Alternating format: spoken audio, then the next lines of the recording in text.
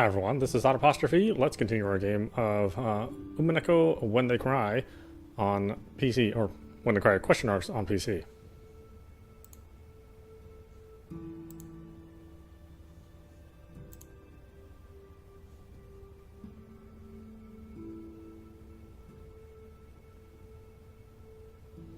Oh! Hey! If it isn't Kanan-kun! Been so long, how are you doing? Uncle Hideyoshi suddenly shouted.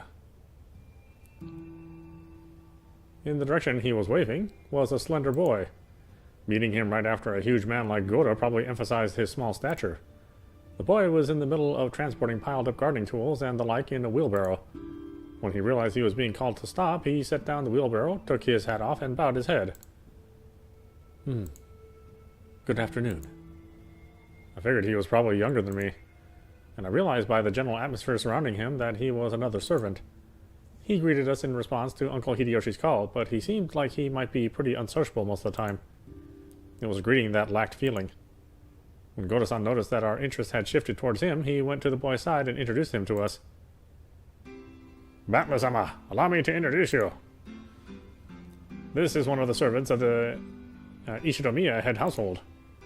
Kanan-san, greet our guest. I'm pleased to meet you.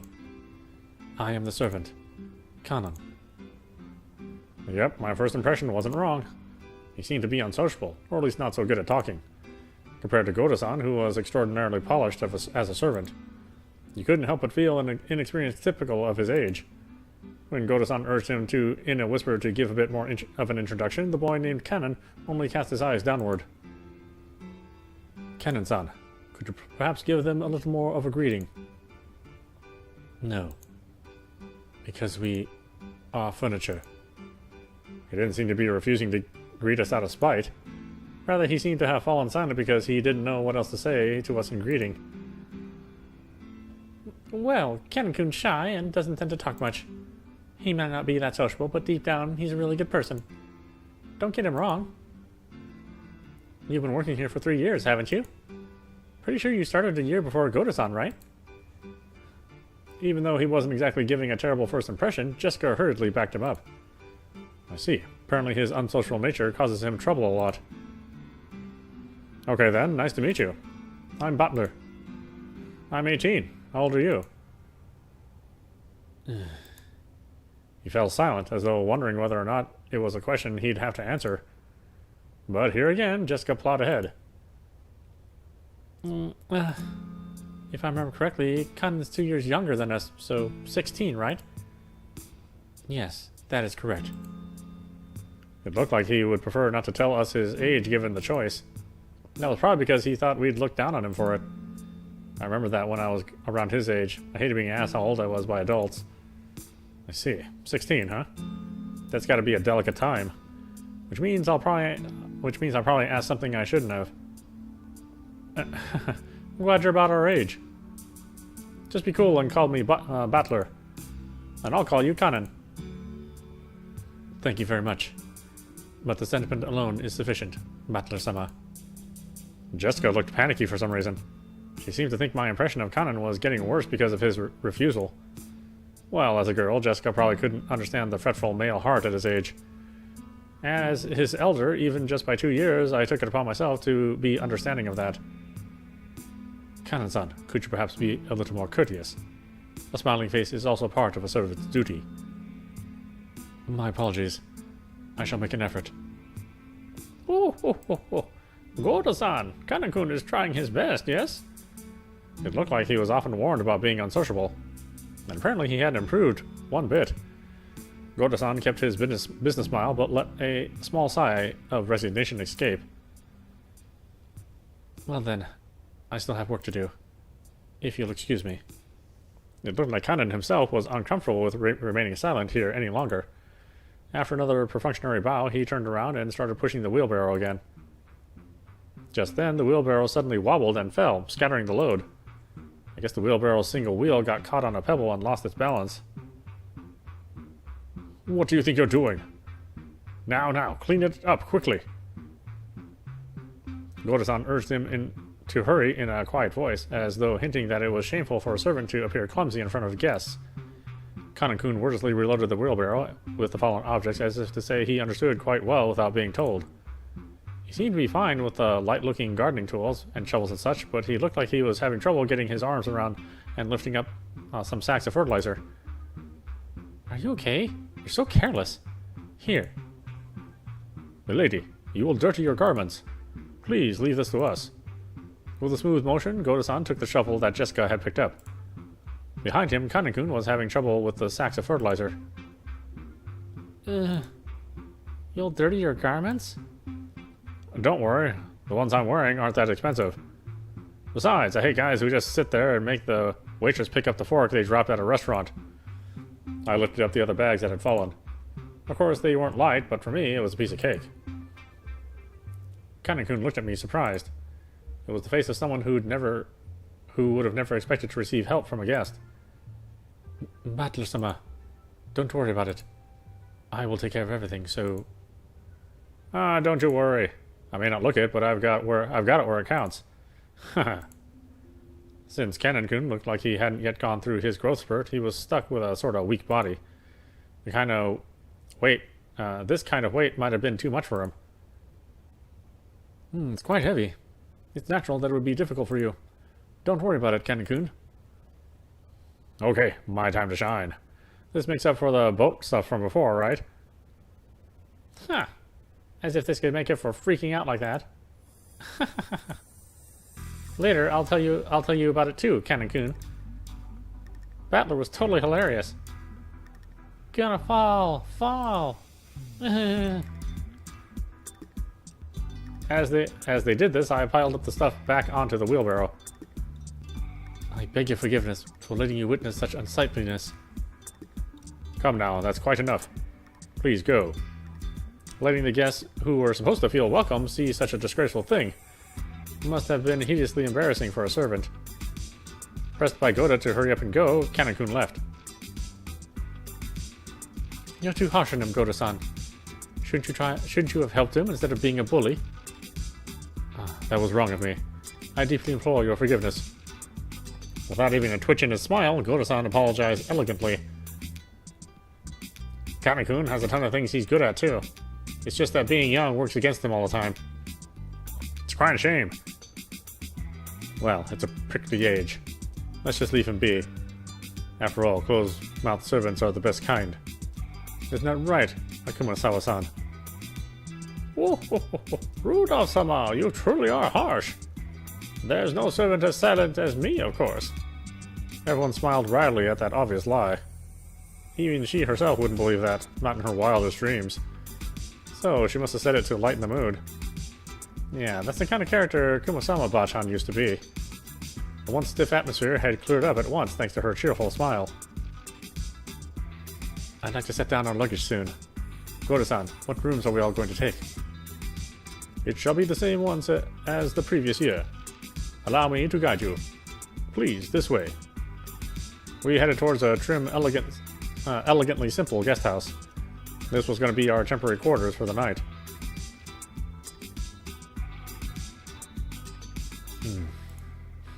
Kennen watched over a hedge as the guests all entered the guest house. Then he let his eyes fall on those heavy sacks of fertilizer piled up in the wheelbarrow. In his mind, he kept going over his previous mistake. Battler, big and strong, had picked up the sacks in front of him. The sacks Kennen couldn't lift himself, as if they were feathers. It would be extremely difficult for an outside observer to guess what emotions that favor had stirred up in Kennen.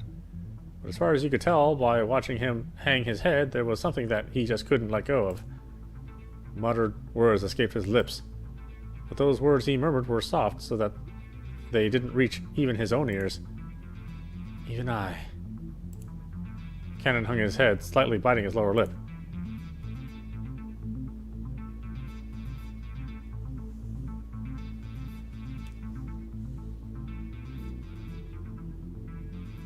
I remember the rose garden, but I don't remember this guest house at all. Was it built recently? Thorian, Visitor's Retreat, was written on a gatepost-like thing, but since everyone called it the guest house, I followed their lead. The brand new Western-style guest house, which stood overlooking the roses, had a magnificent design carefully done in harmony with the garden. Correct. It was built the year before last. Ever since then, they've had a sleepover here. This place is more fun than that junky old mansion you knew. I wish my room was over here. Ugh. I want a room here too. I want one. I guess you could say my own house was upper class, but to me it felt completely ordinary compared to the head family. The display of wealth was shocking, as was the fact that they'd built this kind of awesome guest house for guests who came over only a few times a year. Iwa-sama, Hideyoshi-sama, please do make use of this room. Udo-sama, Kiryu-sama, please take this room here. I really do love how beautiful and elegant this place is. Western-style architecture truly is wonderful. I can handle Western design for only a few days, but any longer than that, and you need the good old Japanese look. Japanese people just relax best on tatami mats. They've been fighting over whether to make our new house Japanese style or Western style. Mom still holds a grudge about Dad having the construction started with a Japanese layout, and they bicker all the time about it. I'm really jealous, George Nissan. Your parents get along well, don't they? Mine are so frosty. Then again, they're always in sync when it comes to my grades. All the rooms seem to be for two people. I was grateful since I wasn't going to be forced to share the same room with the old bastard under the pretext that we were family. And anyway, I figured those who wouldn't be able to enjoy themselves with someone like me around... Anyway, I figured those two wouldn't be able to enjoy themselves with someone like me around. What's with that creepy smile? You're thinking about something dirty, aren't you? Something dirty? Of course not. Please enjoy your stay. Ow, ow, ow, ow. That hurts, you old bastard. Once again, Dad pulled my ears from behind. Cut the crap. I'm getting a stomachache and I'm not in the mood for this. You're the guest of honor this time around. So play as nice as possible with Dad and Aniki and the rest. At the very least, be careful what you say in front of Dad, got it? Because wisecracks don't go too well with him. Jessica-chan, what's the head's mood been like lately? Same as last year, I guess. Considering they say he's got 3 months left to live, he's as lively, grumpy, and irritable as ever. Meaning this year, he's in his usual bad mood. And as usual, the only one who's able to look after him is Genji-san. It seems the master will open his heart to no one else. Lately, us small people have not even been granted an audience with him. He shut himself up in his study again, probably doing nothing but that weird black magic of his. What he does for a hobby is his own damn business, but when he starts stinking up the house, it really gets on my nerves. I wish he'd never come out of that study again. You shouldn't talk like that about the elderly.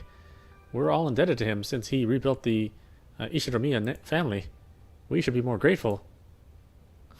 Well, sorry. After being rebuked by George Aniki, Jessica had no choice but to take back her thoughtless remark. The Ishinomiya family was wealthy beyond belief, but of course that meant all of its members were a bit strange, and completely out of touch with the world at large. And at the top of the chain, the family head, our grandfather, seemed especially strange and terrifying even for our family. Dad said he was getting a stomachache earlier, and I imagine that reflected the honest feelings of all the adults here today. No doubt they were jealous of us grandchildren who could just play around and laugh without a care. From the stories Dad told me, Family Head was a violent man who ruled with his fists, beating his children, even his daughters, mercilessly with a wooden sword. If he was so strict and upright about that, why couldn't he have been a bit more conservative with his kids' names? Because of that, even us grandkids have to suffer. Anyway, I can't say I've had any trouble believing those terrifying stories about him. I don't remember meeting him very often, but I think I recall him looking extremely grumpy all the time, always making people cower with that sharp gaze of his. I remember that the room's atmosphere got so tense whenever he was around, you couldn't even breathe. What my dad said about me being the guest of honor now carries a little more oomph for me. 6 years ago, I was in elementary school, but I'm a high schooler now.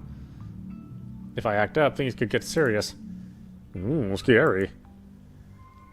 He does look frightening, but he's not so terrifying that you need to tense up like that.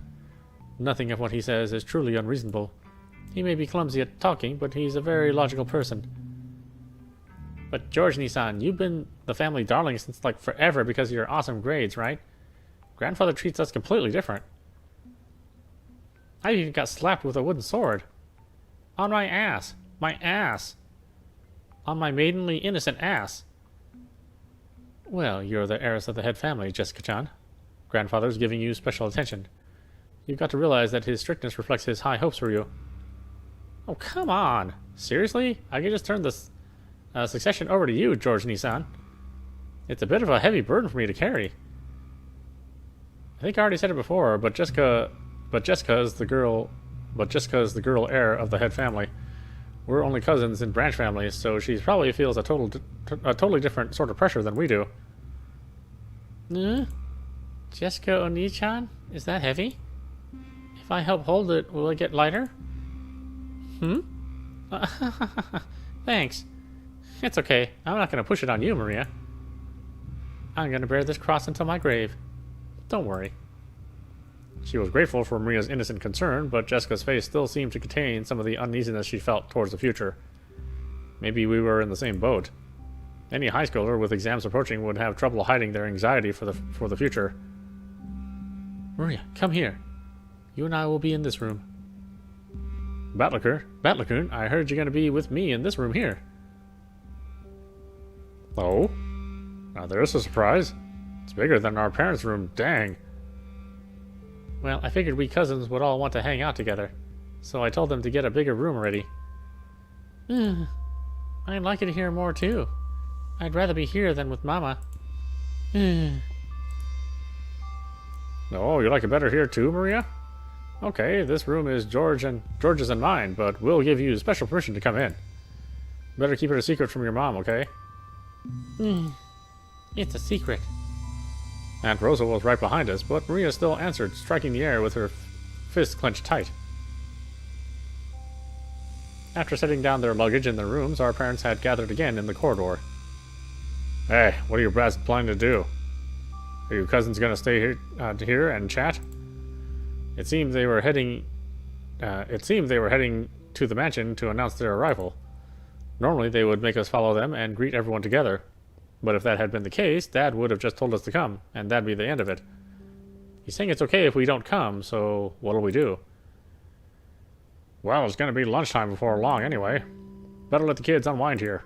Besides, if worst comes to worst, this might be their last chance to play outdoors. I'll go too. Maria, you house sit for Mama, okay? Behave yourself and wait here. Since Maria was being told to house sit here, we certainly couldn't leave her on her own. George Aniki noticed this immediately and gave a clear reply for all us cousins. Well then, we'll accept your offer and house sit. We've got lots of stories to tell each other after being away for a year. That sounds wonderful. And Batlakun has 6 years worth of stories to tell, doesn't he? Well, yeah. I'll take care of the house like a good boy. Kumasawa-san, I'm going to stay here too. We'll break rank and leave the rest to the adults. Perhaps that would be best. I'll report it to Madame. Then allow me to guide you all to the mansion. This way, please. The other children are one thing, but George is getting to be an adult. Wouldn't it be better if he came with us? If we make him come, then poor George will be the only one out of place. Interacting with his cousins is also important. Okay, see you all later. The adults left one after the other. They left in the same formation as our trip from the harbor, with Goda-san leading and Kumasawa-san taking up the rear. As we gathered in the room assigned to us cousins, George Aniki asked us to excuse him for a second. He rushed over to Kumasawa-san, who was following behind the disappearing adults, and seemed to ask her something.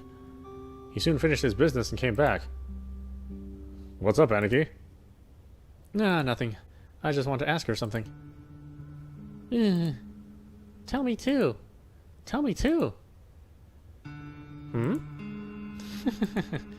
What could George Nissan be asking Kumasawa-san and not me, I wonder?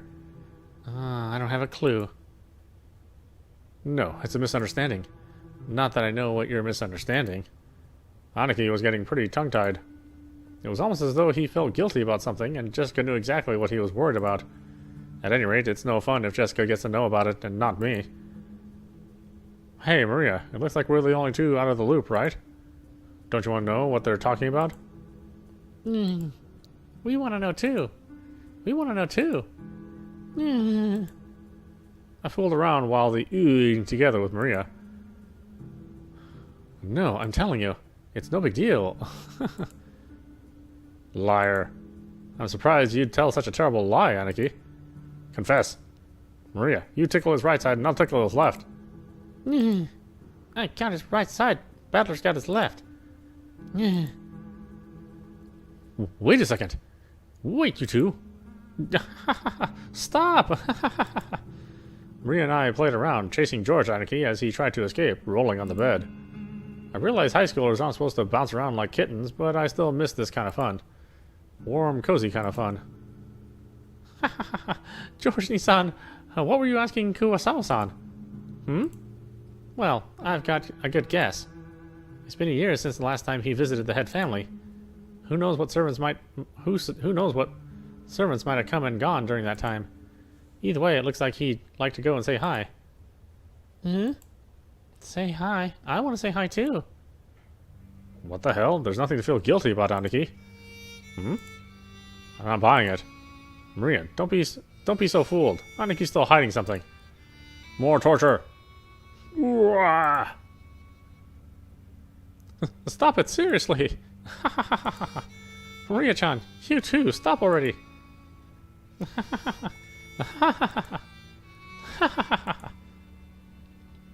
She's probably busy cleaning or getting lunch ready.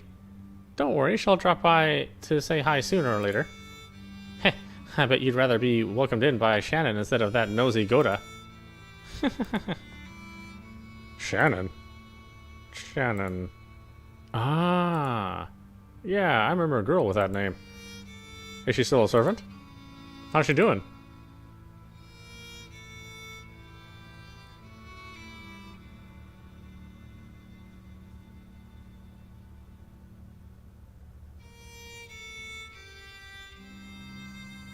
By the way, Natsuini-san, how's your headache been lately? It seemed pretty serious before. I've been much better lately. Thank you for your concern. Oh, right. Here. A present for you, Natsuini-san. Thank you very much. I'm also receiving gifts from you. Is this black tea? It's herb tea with peppermint and lemon balm. It's a blend from a well-known store, and it's supposed to be good for headaches. I thought it might help you too. Rosa was always a conscientious woman. Probably because she was the youngest of four and much younger than the other three. She managed to grow up without gaining the venomous nature of her siblings. Her kind words got Natsui to soften her expression for just a moment, but it wasn't enough to melt her stony gaze, hardened as it was by long years of mental stress. Come to think of it, you're always complaining about those headaches. Pull yourself together. Jessica-chan has her exams this year, right? That's going to be a turning point in her life. Will she really be able to rely on you as a mother if you're like that? Besides, Natsuini-san, you're 3 years younger than me. You should get your act together. I apologize. I've had a tendency for headaches all my life. Even under normal circumstances, Eva sometimes failed to choose her words carefully. But her comments aimed at Natsui contained shards of obvious malice, though she hid it with a smile. Of course, the fact didn't escape Natsui. She frantically contained her urge to grimace and pretend to ignore Eva. Our Battler-kun will have his exams this year too. Rudolph-san, shouldn't you be a little concerned as well? For the sake of your own son, you better get serious to the point of having headaches like Natsui-san. If I say anything, he'll automatically rebel. So what should I say? Should I say the opposite? That it's okay for him to mess around? That's probably the only way I could get him to listen to me. Hideyoshi-Nisan, George did really well in his exams, right? Please, you gotta teach me the trick to handling children. Whoa, well, it's probably just because I got him to understand why he should study. Study isn't worth anything on its own. That's right, the real point of studying is to practice researching stuff on your own whenever you bump into something you don't know. If you can't do that, you can't be useful to society. I'm not talking about math or writing. You gotta learn how to learn. That's splendid. I wish our Jessica could understand that as well. If she is to be the heiress of the Ishinomiya family, then at this rate... You really have to force her into becoming the successor? After all, a woman has to find a woman's happiness. Parents shouldn't force such things on their children, don't you think? Hold your horses, Eva. Each family has its own way of raising their kids. You shouldn't be pushy. I'm sorry. Tatsuini-san, don't take it the wrong way.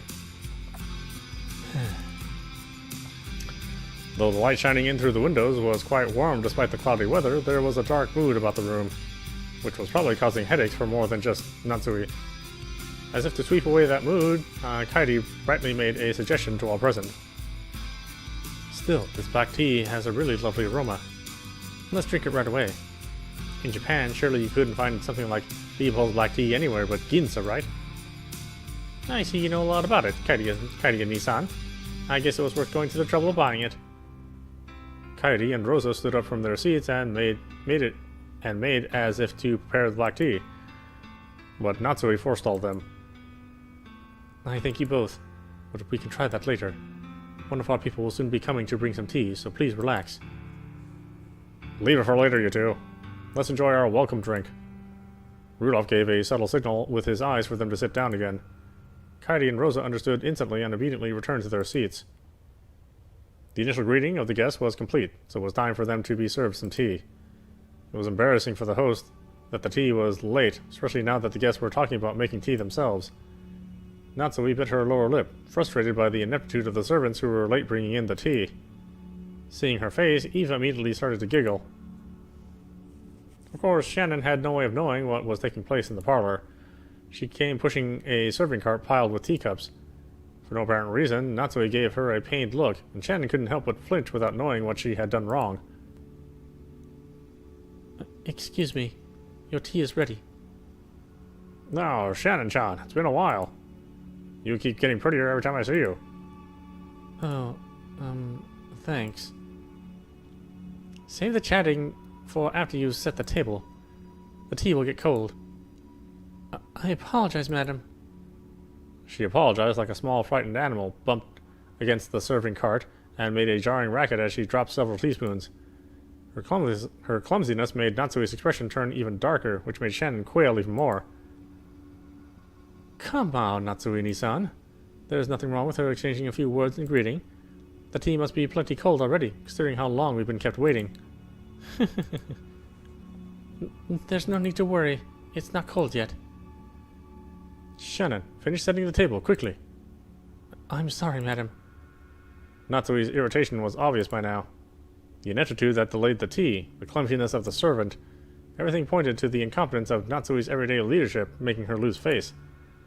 As the person in charge of the Ishimiya head family kitchen, allowing that clumsiness to be exposed today of all days was surely nothing less than total humiliation. Lay off, Natsui-san. Don't you think it's a little harsh to bully Shannon-chan when she's trying her best? I'm not bullying anyone. What a nice aroma. May I ask what brand this is? I'm terribly sorry. I'll find out for you later. Kairi was trying to be nice, hoping to cut through the tense mood. However, Shannon had embarrassed herself instead, darkening Natsui's face and the room's mood. By this point, Eva was audibly giggling. What's this? Shannon-chan, don't you even know what you're pouring us? Come now, you mustn't serve something so suspicious to guests. We'll need a silver spoon at the very least before we can drink this. I'm sorry. I'll go get one immediately. Shannon-chan, do you know what silver spoons are used for? They have to be silver. Do you know why? No, A teasing smile rose to Eva's face as she stared at Shannon setting the table. By itself, Eva's expression was sweet in an impish sort of way. However, the words being spun from her lips held the keenness of a razor within them. Shannon tried with all her might to avoid Eva's continuing gaze. Realizing that Shannon was hard-pressed for an answer, Rosa gave some timely help. They say that if silver is touched by poison, it darkens. Guess you've learned something today, Shannon-chan. They were acting as though this tea needed to be tested for poison before it could be drunk. In Natsui's eyes, this was an insult to both the tea and to herself for serving it. Rudolph laughed flippantly and patted Eva's shoulder. Silver cutlery wouldn't do any good for you, Aniki. Just one lick of your poisonous tongue and even a silver plate would turn pitch black. Wahahaha. Since I get to hear that poison tongue every day, it must be poison. I must be poison-proof by now. Eva, I don't mind when you use it on me, but you better hold back when talking to people who haven't built up a resistance. Wahahaha. My, how cruel. All I did was teach Shan-chan a bit about tea, didn't I?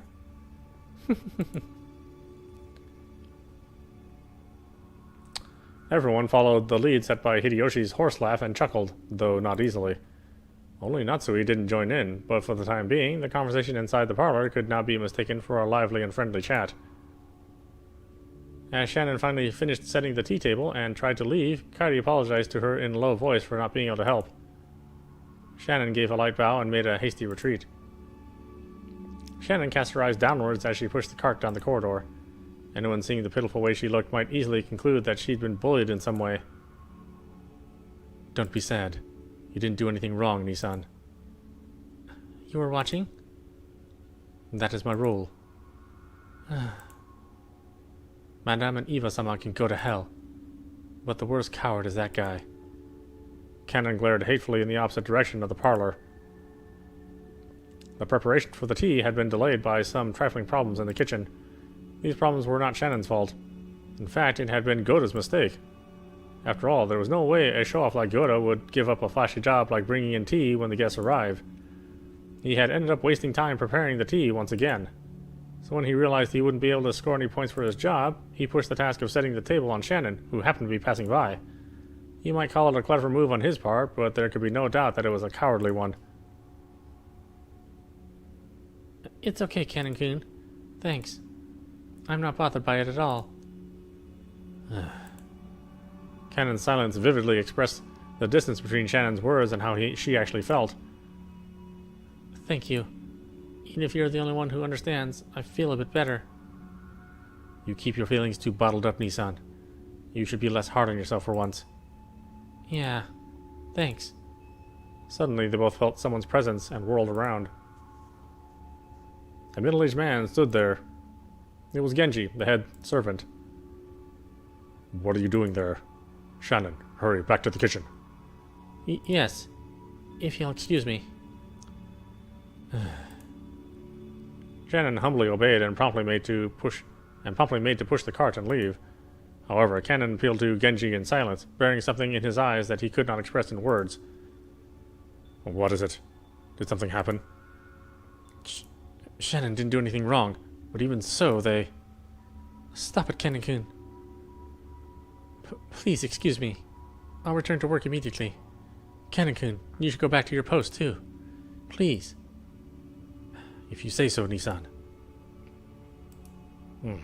If that is all, then go. Yes, if you'll excuse me. From the shadows in the hallway, an old man wearing an apron watched over them. It was Kumasawa. Poor Shannon-san, Cannon-san. There's no reason for those two to be picked on. Still, Goda-san's dislike for them is an undeniable fact. Until Goda-san was taken in by Ishinomiya-san, until Goda-san was taken in by the Ishinomiya head family, I hear he worked for a fabulous hotel somewhere. The manner of work he learned there was quite impressive, I believe. It's just that Goda-san is the newest servant here. He must have a lot of pride accumulated from his previous positions, because Shannon-san and Cannon-kun are his seniors here at the mansion, and yet are inexperienced and have gone through much less in life than he has. He picks on them at every chance he gets. And also, sad as it may be, they are disliked by Madame Natsui too. Of course, if we're talking about experience, the Madam has been in this family much longer. And yet, this is one point where I cannot help but sympathize with the Madam as well. Truly, the Master is a man with many sins on his conscience. Why didn't he realize that such a trifling whim of his would give the Madam such an inferiority complex? Of course, on the inside, even the Madam is fully aware that those who don't deserve to be treated so harshly... of course, on the inside, even the Madam is fully aware that those too don't deserve to be treated so harshly. However, the heart has reasons that reasons knows not. I feel so sorry for them. I can't do anything but watch over them from the shadows.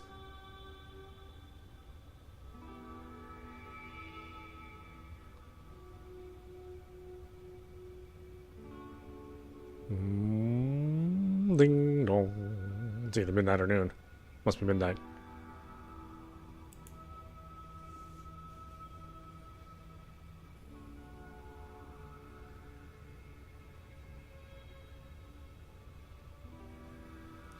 The four of us cousins were enjoying our stories, just shooting the breeze. Anyway, there were both girls and guys here. Plus, we had people over a wide spread of ages, adult, high school, and elementary school. Even if we just talked about our own lives, the other three kept listening attentively. I think I'm finally getting used to all this. Jessica and Maria have grown more than I could have imagined in the past 6 years. To be honest, I was feeling a bit uncomfortable, but talking like this, I guess that on the inside, nothing's really changed since back then. I agree. You haven't changed a bit, even after 6 years. Even though your body's gotten gigantic, you're still a kid inside. I'm a kid too. I'm a kid too. Well, even you aren't going to be a kid forever, are you, Maria? I mean, you're going to transform from a kid into a cute young lady, aren't you? And when that happens, that flat as a board chest will reach Jessica's level, huh? When that happens, you gotta let me touch him, okay? It's a promise. Let you touch him? Promise. No, Maria-chan. You can't make that kind of promise. That's bad, bad, bad. I promise, so I'll let him touch him. I keep my promises. Always keep them. Maria, you really are an earnest, good girl. The guy you marry is gonna be really lucky. Hey, stop trying to change the subject by making it sound pretty. Maria, that promise never happened. Never. The promise is cancelled? As I thought, without Battle-kun in our little quartet, this group of cousins just didn't feel complete. These 6 years have been kinda lonely. That's true. We didn't really goof off like this. Still, we did have some pretty constructive conversations, right? Stuff about preparing for our future, exam taking, finding jobs. Oh, I'm so sorry. Now that I'm here, we just talk about stupid stuff and mess around. But I'm having more fun this year. That's true. I agree, this year is the most fun yet. Maria's sincere words probably spoke for everyone present. George Aniki stroked Maria's head and she giggled like a happy kitten.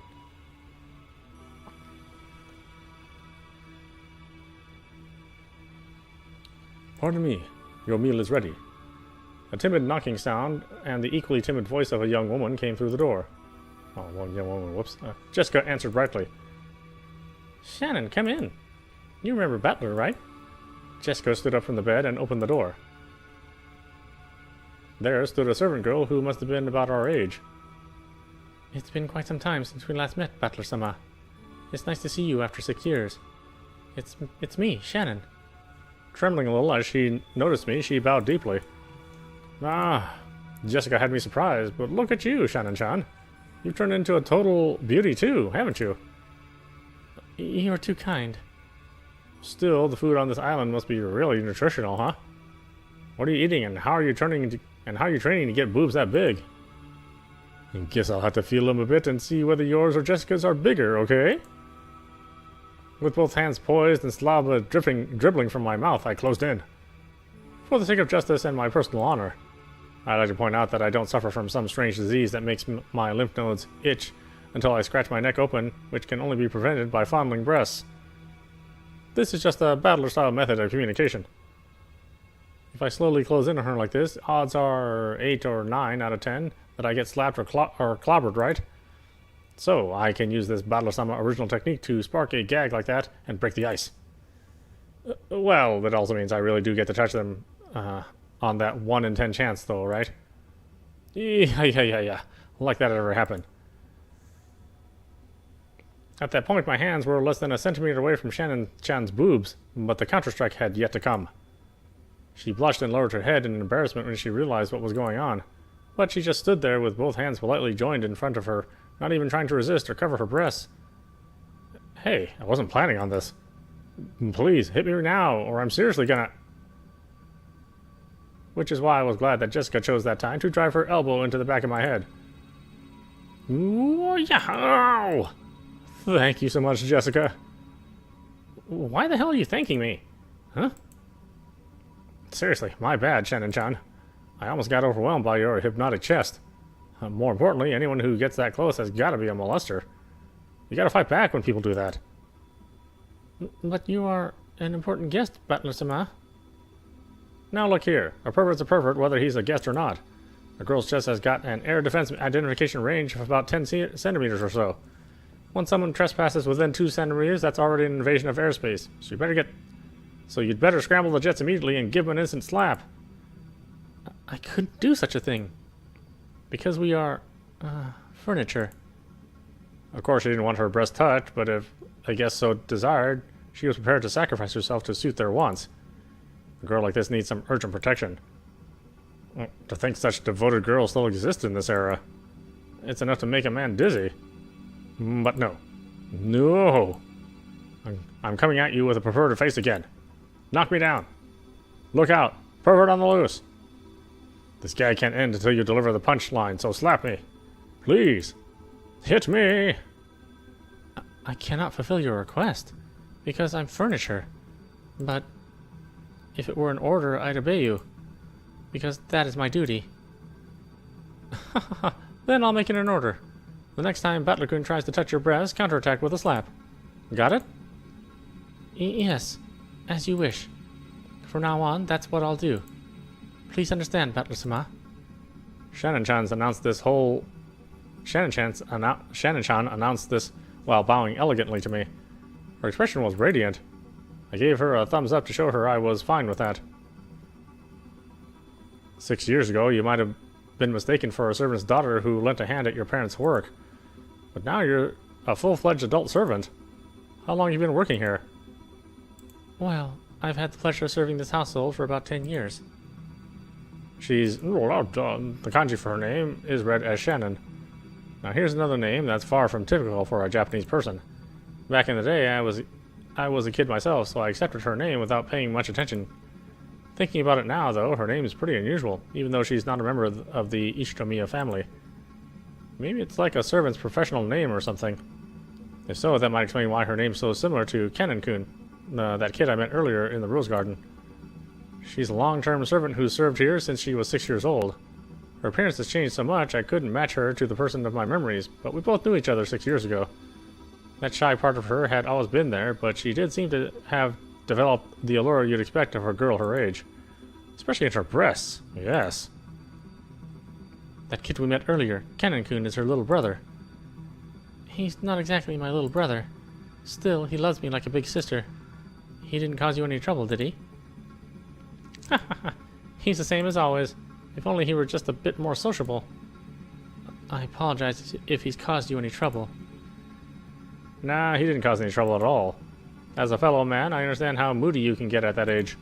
It's no surprise he's unsociable.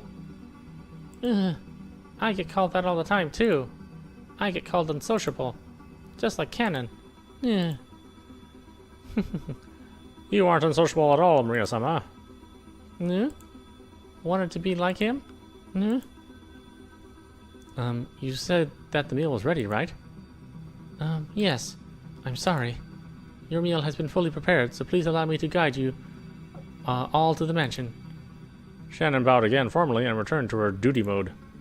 We realized that if we made her stick around for any more light conversation, it would actually make it harder for her to do her job. We got up off our butts to avoid interfering with her work any further. So, shall we go to the mansion? Everyone's probably hungry, right? Yeah. I'm really looking forward to Goda-san's food. That guy was apparently a chef at this famous hotel, so he's super good at cooking. Oh, I can't wait. Let's go, Maria. We're gonna stuff ourselves like pigs. Stuff ourselves like pigs. No. You can't take everything Battler-kun says seriously, okay? Because he's always just joking around. Okay, let's go.